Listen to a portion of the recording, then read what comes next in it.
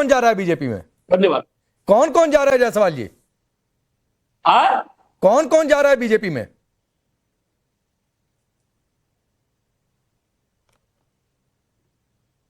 मैं पूछ रहा हूं सर, कौन कौन जा रहा है बीजेपी में? अभी आप नाम ले रहे थे। नहीं, बीजेपी तो अभी 3 महीने के लिए बंद कर दिया है ना। ऋतिपर्थ बनर्जी सीपीएम से आए हैं और उसके बाद टीएमसी में है। सीपीएम उनको निष्कासित किया था, टीएमसी आज निष्कासित कर दिया। कांग्रेस उनको लेने वाला नहीं है। नहीं, एक बड़ी दिलचस्प स्थिति है। जरा कांग्रेस को और समाजवादी पार्टी को मेरे साथ स्क्रीन पर रखिए जरा। एक बड़ी दिलचस्प स्थिति है। एक सवाल और जायसवाल जी, फिर मैं फखरुल हसन जी के पास जाऊंगा। शुभरास्ता भी जुड़ चुकी है। एक सवाल और, बिहार में हुआ, वहां पर भी आप लोग आगे बढ़े, वहां पर तेजस्वी यादव के साथ गठबंधन होगा कि नहीं होगा, बहुत कुछ चल रहा था वहां भी।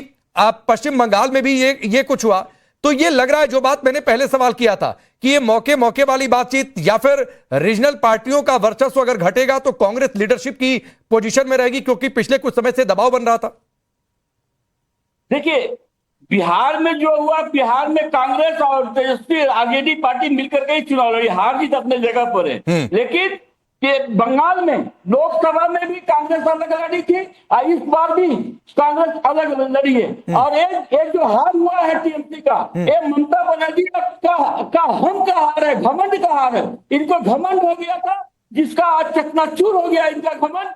पश्चिम बंगाल की जनता ने इनके घमंड को तोड़ा है, इनके हम को तोड़ा है। और आने वाले दिन में टीएमसी का सफाया पक्का है, लिखा हुआ है। इसको आप जान लीजिए, लिख लीजिए आज के दिन। नहीं ठीक है सर, लिख लिए क्या, वो तो ऑन जा रहा है, देश सुन रहा है। अब फखरुल हसन जी, 27 को लेकर कुछ सोच रहे हैं आप? बहुत धीर गंभीर नजर आ रहे हैं ओपी जायसवाल जी की बात को सुनकर।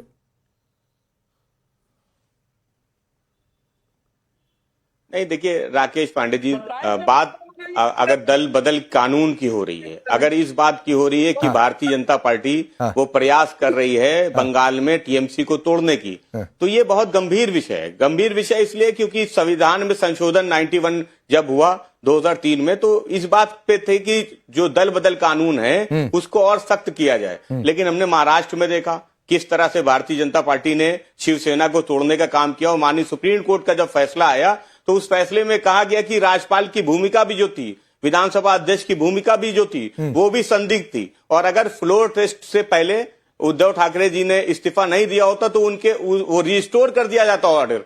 तो भारतीय जनता पार्टी, जिस तरह से महाराष्ट्र की बात हो, जिस तरह से कांग्रेस के हमारे साथी बोल रहे थे कि बड़ी बातें कर रहे थे, सवाल ये कि आपकी मध्य प्रदेश की सरकार भी भारतीय जनता पार्टी ने गिराई थी तोड़ के, आप उसको क्यों भूल जाते हैं? तो ये भारतीय जनता पार्टी देश में जो संविधान है, कानून है, उसको मानती नहीं है। अगर दल बदल कानून कोई बना था तो उसका भी दुरुपयोग कर रही है। फखरुल भाई, जरा फखरुल जी और ओपी जायसवाल को रखिए मेरे साथ स्क्रीन पर। तरह से दलों को फखरुल हसन जी, आ रहा हूं ओपी जायसवाल जी। फखरुल हसन जी, आप बात नहीं समझे मेरे सवाल का। ओपी जायसवाल जी ने कहा कि टीएमसी का सफाया हो रहा है। मैं तो वही पूछ रहा हूं, आप कह रहे हैं बीजेपी तोड़ रही है, वो कह रहे हैं टीएमसी का खुद सफाया हो रहा है। होना ही था ये। नहीं, देखिए ओपी जायसवाल जी के बयान पे हमें इसलिए कुछ नहीं कहना क्योंकि वो नेतृत्व तो है नहीं, न राष्ट्रीय नेतृत्व है। और किसी भी प्रवक्ता को उतनी ही बात कहनी चाहिए जितनी बात उनका राष्ट्रीय नेतृत्व कहता है। इसलिए तो फखरुल भाई, वैसे तो नेतृत्व आप भी नहीं है ना सर। गठबंधन पूरी तरह वैसे तो नेतृत्व आप भी नहीं है, एकजुट है, प्रवक्ता ही है, दोनों अपनी अपनी पार्टी का पक्ष रख रहे हैं।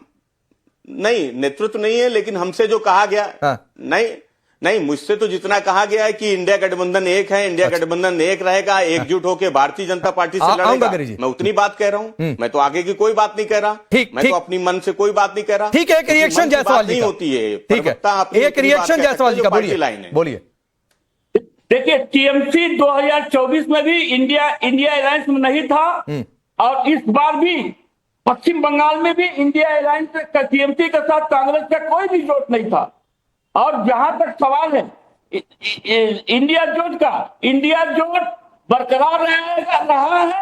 और 2027 में यूपी में और 2029 में देश में जो चुनाव होगा इंडिया अलायंस के नेतृत्व में होगा और मजबूत होकर के लड़ाई लड़ेगा। लेकिन ममता बनर्जी का पश्चिम बंगाल में ममता बनर्जी का हम का सफाया हो रहा है, ममता बनर्जी के घमंड का सफाया हो रहा है। जो इन्होंने 15 वर्ष के अंदर कांग्रेस के ऊपर, विरोधी के ऊपर अत्याचार चलाया, उसका सफाया हो जाएगा।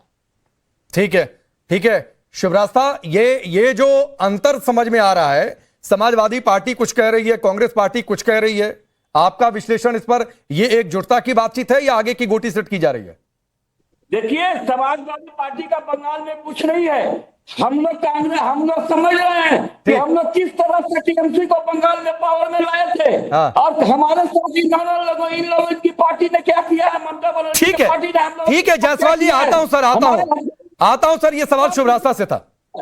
कांग्रेस किया है ममता बनर्जी की पार्टी ने। कांग्रेस की आज सबसे बड़ी समस्या ही यही है कि वो एक ऐसे अतीत में जीती है जो अतीत आज एग्जिस्ट नहीं करता। आज कांग्रेस पार्टी अपने नेशनल पॉलिटिक्स के लिए दर दर एक तरह से समझिए पॉलिटिकली भटक रही है, और वो कांग्रेस पार्टी आज दम्भ भर रही है कि हमारी वजह से यहाँ सरकार आई, हमारी वजह से वहां सरकारें आई। मैं हमेशा से कहती हूँ पिछले सर, अगर आपके टर्न में मैं नहीं बोली, मैंने आपके टर्न में एक शब्द नहीं कहा था, अब आप सुन लीजिए। जायसवाल जी सुन लीजिए सर, इसके बाद तुरंत आ जाऊंगा आपके पास।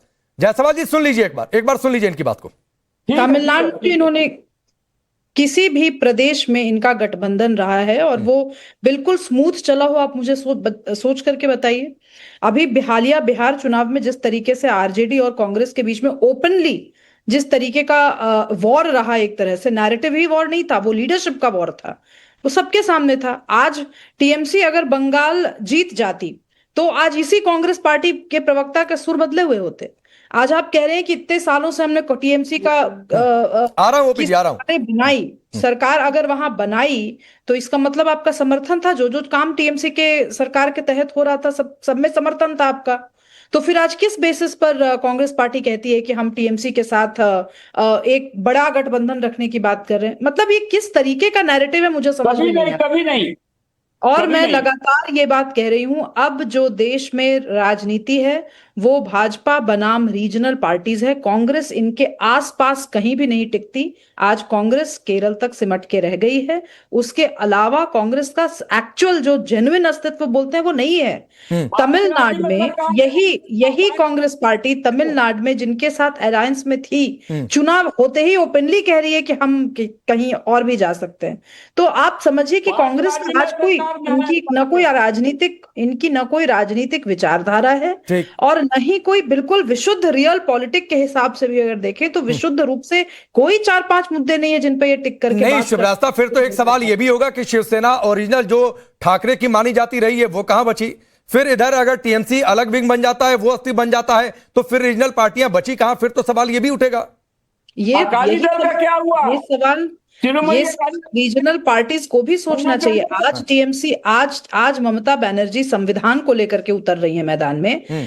आज ममता बनर्जी के पास इतनी इमोशनल और पॉलिटिकल मैच्योरिटी मुझे लगता है होनी चाहिए थी कि वो ड्राइंग बोर्ड पे जाती और देखती लोकल लेवल पे उन्होंने क्या किया जिनकी वजह से उनकी हार हुई।